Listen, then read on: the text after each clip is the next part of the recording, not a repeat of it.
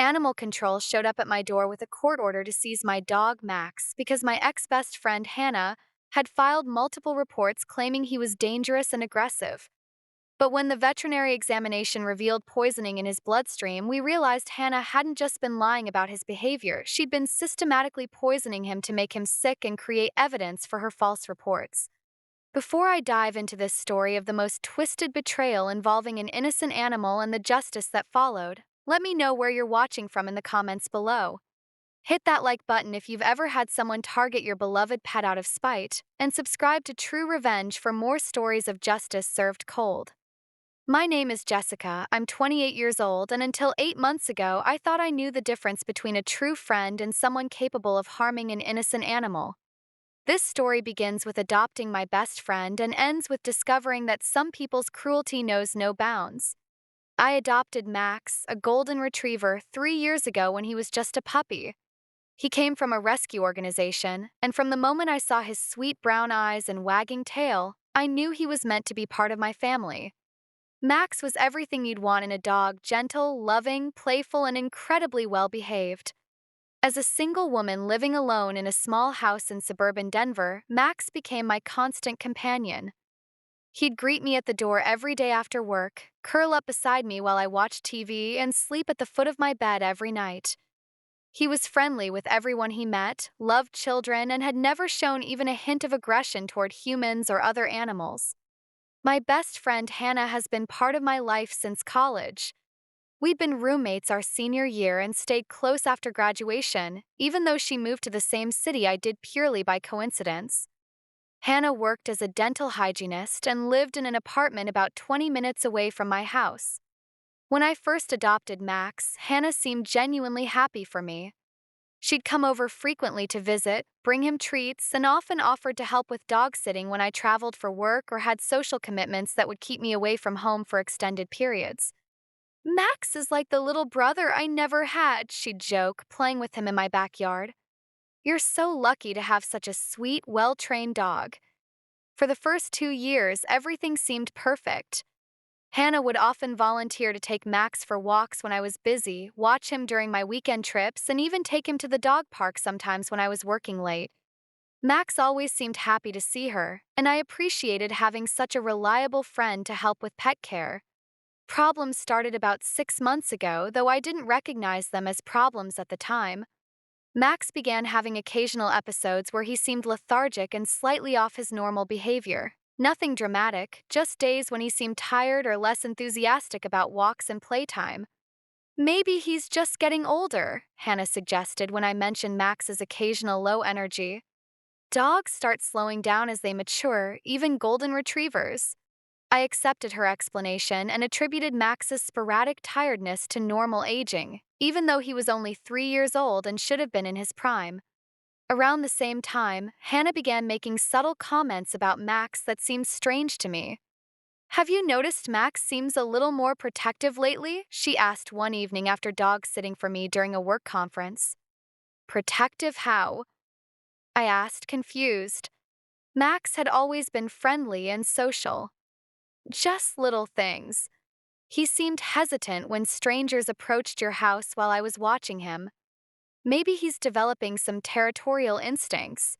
I didn't think much of it at the time. Dogs naturally become more protective of their homes as they mature, and I thought it might actually be a good thing to have a dog who would alert me to potential intruders. But Hannah's comments became more frequent and concerning over the following weeks. "Max seemed a little snappy when the mailman came by yesterday," she reported after another dog-sitting session. "Nothing serious, but I had to hold his collar to keep him from running to the door." "That's weird," I replied. "Max loves our mailman. He usually gets excited to see him because sometimes he brings dog treats." "Dogs change, Jess. Sometimes their personalities shift as they get older. You might want to keep an eye on that behavior." These conversations always left me feeling uneasy, but I trusted Hannah's observations since she'd been spending significant time with Max while helping me with pet care. The real alarm bells started going off when Max began having more serious health episodes. About 4 months ago, he started experiencing occasional seizures, brief episodes where he'd shake uncontrollably and seem disoriented for several minutes afterward. I immediately took him to Dr. Peterson, our veterinarian, who ran extensive tests to determine the cause of the seizures. There's no obvious medical cause, Dr. Peterson explained after reviewing Max's blood work and neurological tests. Sometimes dogs develop idiopathic epilepsy, meaning seizures with no identifiable underlying condition. We can manage it with medication if the episodes become more frequent. The seizures were frightening, but what worried me more was that Max's behavior seemed to change in the hours following each episode. He'd become restless, agitated, and sometimes would bark at sounds that normally wouldn't bother him. Hannah was quick to point out these behavioral changes. "Jess, I'm really concerned about Max," she said after witnessing one of his post-seizure episodes. "He seems much more aggressive lately. Yesterday, he growled at the neighbor's kid who was playing in their yard." Growled? I was shocked. Max had never growled at anyone, especially not children. "I think the seizures might be affecting his brain," Hannah continued. "Sometimes neurological conditions can cause personality changes in dogs. You might want to talk to Dr. Peterson about whether Max is becoming dangerous." That word dangerous stuck with me. The idea that my sweet, gentle Max could become a threat to anyone seemed impossible, but Hannah's concerns were making me question my own observations. Over the next several weeks, Hannah's reports about Max's behavior became increasingly alarming. According to her, he was becoming territorial, aggressive, and unpredictable. She claimed he'd snapped at the pizza delivery driver, barked aggressively at joggers passing by the house, and showed food aggression when she tried to feed him. "I'm worried about your safety," she told me one evening. "And I'm really concerned about the liability if Max bites someone. You could lose your house if he attacks a child or another dog." These conversations were devastating. Max was my best friend, my family, and the idea that he might be developing aggressive tendencies broke my heart. But I also couldn't ignore the safety concerns Hannah was raising, especially since she was spending more time with Max than I was during my increasingly demanding work schedule. The breaking point came 2 months ago when Hannah called me at work in a panic. "Jess, you need to come home right now," she said, her voice shaking. "Max attacked the neighbor's dog through the fence. I was able to separate them, but the other dog is bleeding. I think Max is becoming really dangerous." I rushed home from work to find Hannah in my backyard with Max, who seemed agitated and was pacing back and forth along the fence line. My neighbor, Mrs. Chen, was in her yard with her small terrier, Bella, who appeared to have minor scratches on her leg. "I'm so sorry," I said to Mrs. Chen immediately. "What happened?" "I'm not sure," Mrs. Chen replied, looking confused. "Bella was just sniffing around near the fence when your dog started barking and lunging. I think Bella got scratched trying to get away from the fence." I examined the fence line and noticed that one of the wooden slats had a loose nail that could have scratched Bella as she moved away from the fence. It was unclear whether Max had actually made contact with the other dog or if Bella had simply injured herself on the fence while being startled by Max's barking. But Hannah's version of events was more dramatic. "Max was in full attack mode," she told me privately. "If that fence hadn't been there, he would have seriously hurt that little dog. This is exactly what I've been worried about." That evening, I had a long conversation with Dr. Peterson about Max's behavior changes and the incident with the neighbor's dog. "Has Max shown any aggressive behavior directly toward you?" Dr. Peterson asked. "No, never. He's still completely gentle and loving with me." "That's interesting. True aggression usually doesn't discriminate between family members and strangers. Have you witnessed any of these aggressive episodes yourself?" I realized that I hadn't. Every incident Hannah had described had occurred while she was dog-sitting and I was away from home. "Dr. Peterson, is it possible that Max is only showing aggression when I'm not around? Maybe some kind of separation anxiety that's manifesting as territorial behavior. It's possible, but unusual. Dogs with separation anxiety typically show destructive behavior or excessive barking, not aggression toward other animals or people. Despite Dr. Peterson's questions, I was becoming increasingly worried about Max's safety and the safety of others. Hannah's consistent reports about his behavioral problems, combined with the incident with the neighbor's dog, made me feel like I was failing as a responsible pet owner. The situation escalated dramatically 3 weeks ago when I received a call from Animal Control. Ms. Williams, this is Officer Rodriguez with Denver Animal Control. We've received multiple complaints about an aggressive dog at your address. We need to schedule a visit to evaluate the animal. My heart sank. What kind of complaints? Reports of aggressive behavior toward other animals and humans, including incidents of the dog attempting to attack people through your fence and showing food aggression. The complainant has provided detailed documentation of multiple incidents over the past several months. Who filed the complaints? I asked, though I suspected I already knew the answer. I can't disclose the identity of the complainant, but they've provided extensive documentation and seem very concerned about public safety. I knew it had to be Hannah. She was the only person who had witnessed the incident she'd been describing to me, and her growing insistence that Max was becoming dangerous had clearly led her to involve authorities. That evening, I confronted Hannah about the animal control complaints. Hannah, did you file reports about Max with animal control? She looked uncomfortable but didn't deny it. Jess, I was worried about you and about other people getting hurt. Max is getting worse, and I thought maybe a professional evaluation would help determine what's wrong with him. You could have talked to me before involving animal control. Now they're talking about seizing Max for evaluation. Maybe that's what needs to happen, Hannah said quietly. If he's developing neurological aggression, it might be better to find out now before someone gets seriously hurt.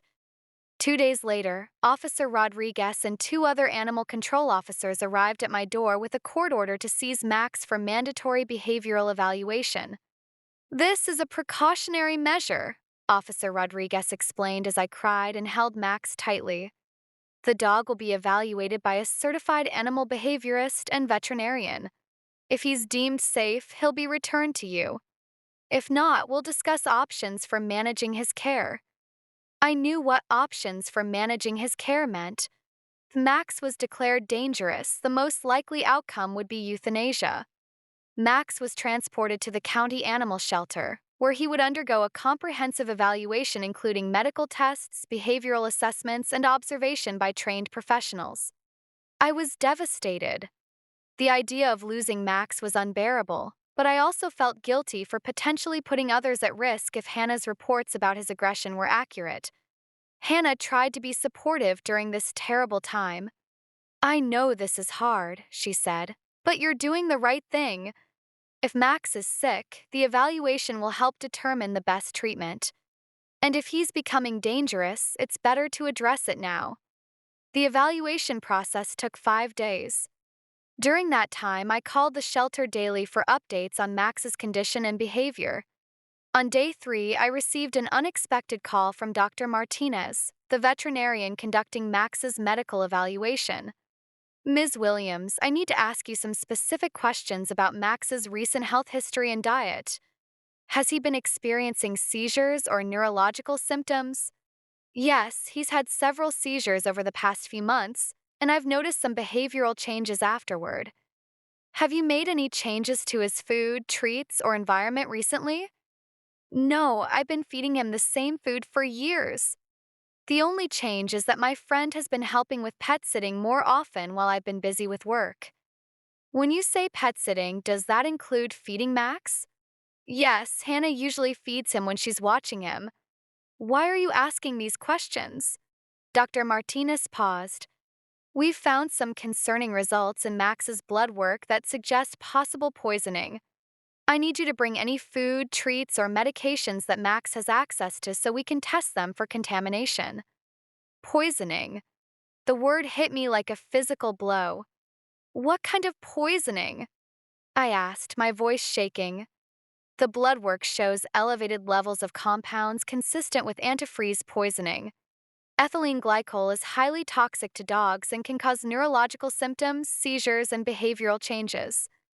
I felt sick. Could he have gotten into antifreeze accidentally?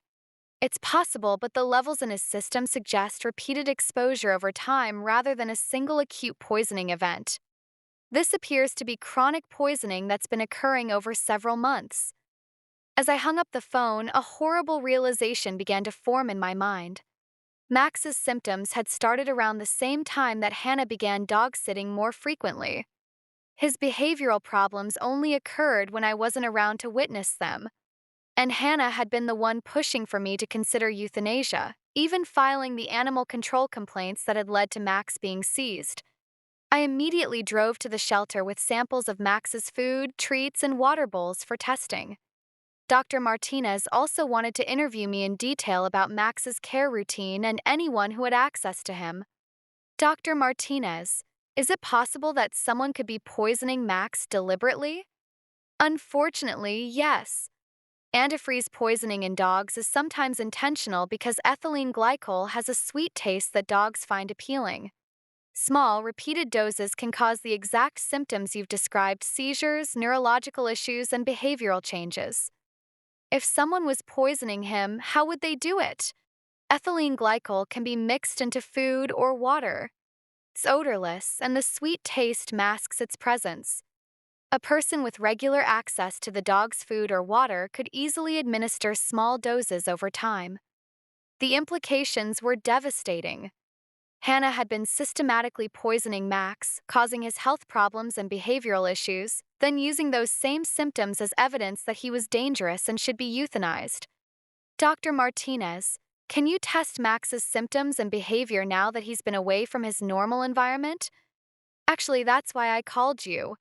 Max has shown no aggressive behavior whatsoever since arriving at the shelter. He's been gentle with all staff members, friendly with other dogs, and shows no signs of neurological aggression.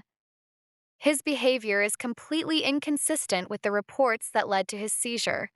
Over the following days, additional test results confirmed the poisoning diagnosis.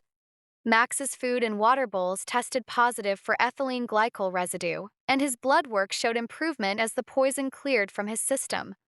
Most importantly, Max's behavior returned completely to normal once he was away from the source of poisoning. He showed no aggression, territorial behavior, or neurological symptoms. This is clearly a case of deliberate poisoning, Dr. Martinez concluded. Someone has been systematically administering antifreeze to Max over a period of several months, causing artificial symptoms that were then used to justify claims of dangerous behavior. I immediately contacted the police to report the poisoning.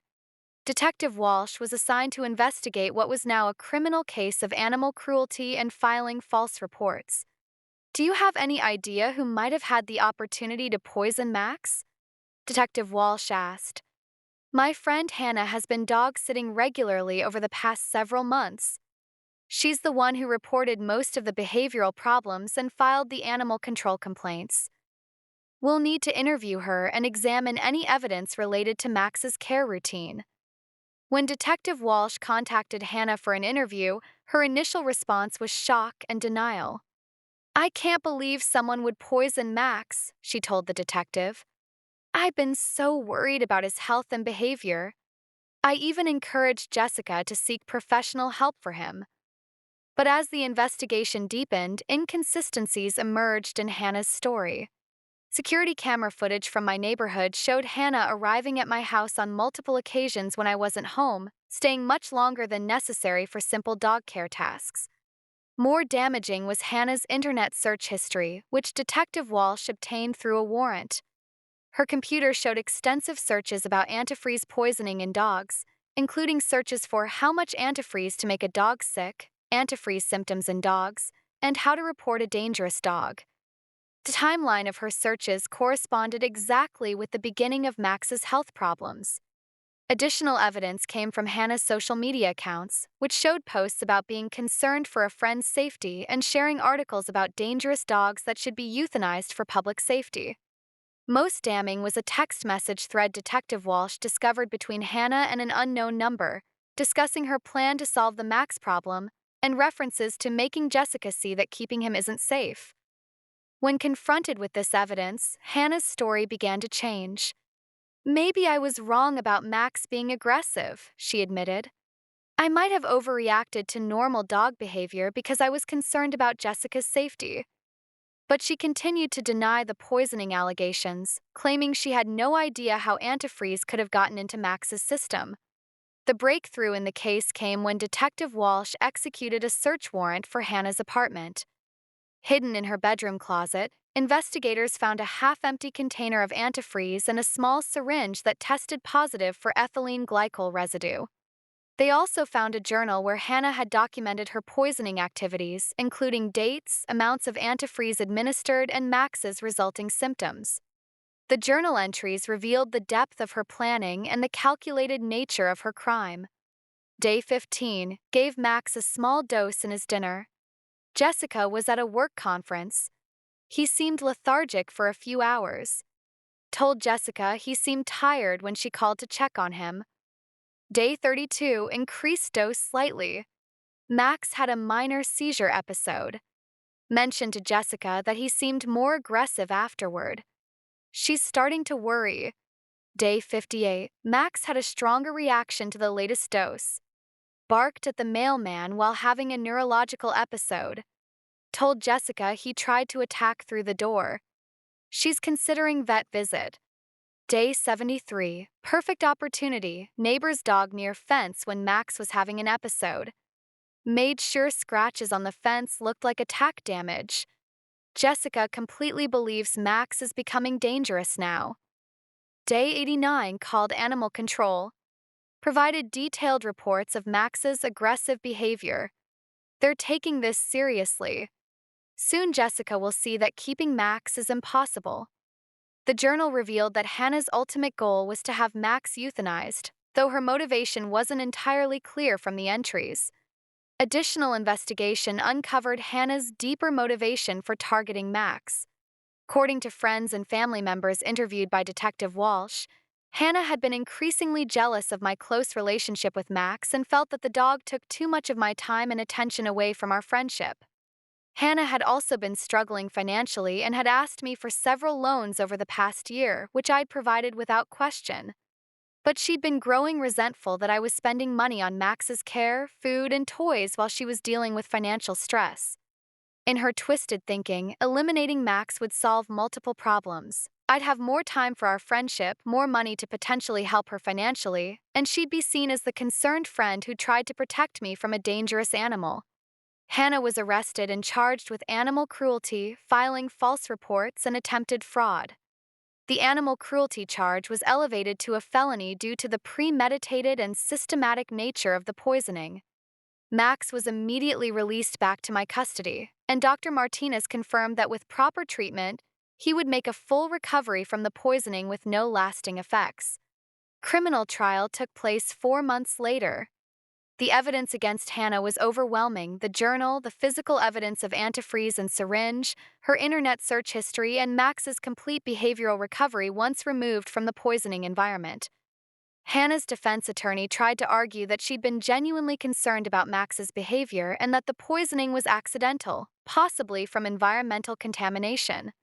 But the prosecution presented the journal entries, which clearly showed intentional, planned poisoning designed to create false evidence of dangerous behavior. The most powerful moment in the trial came when Dr. Martinez testified about Max's transformation once the poisoning stopped. The dog that was brought to us as allegedly dangerous and aggressive has shown absolutely no signs of problematic behavior, Dr. Martinez explained to the jury.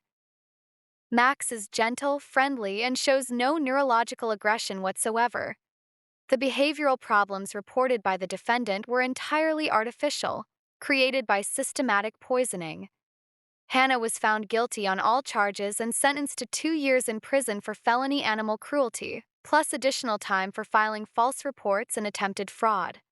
She was also ordered to pay all veterinary costs related to Max's treatment and recovery, plus damages for the emotional distress caused by nearly having my healthy dog euthanized based on her false reports. The case made local news because of the shocking nature of Hannah's crimes and the elaborate deception involved in nearly having an innocent dog killed. Animal rights organizations used Hannah's case as an example of why animal cruelty laws needed stronger penalties and why animal control agencies needed better protocols for investigating reports of dangerous animals. The aftermath of Hannah's crimes was complicated for me emotionally. The relief of having Max back safe and healthy was overshadowed by the betrayal of discovering that my best friend had been systematically torturing my dog while pretending to care about both of us. Max has made a complete recovery from the poisoning and shows no lasting physical or behavioral effects from Hannah's abuse. His seizures stopped completely once the antifreeze was out of his system, and he's back to being the sweet, gentle dog he always was. But the experience changed how I think about trust and friendship.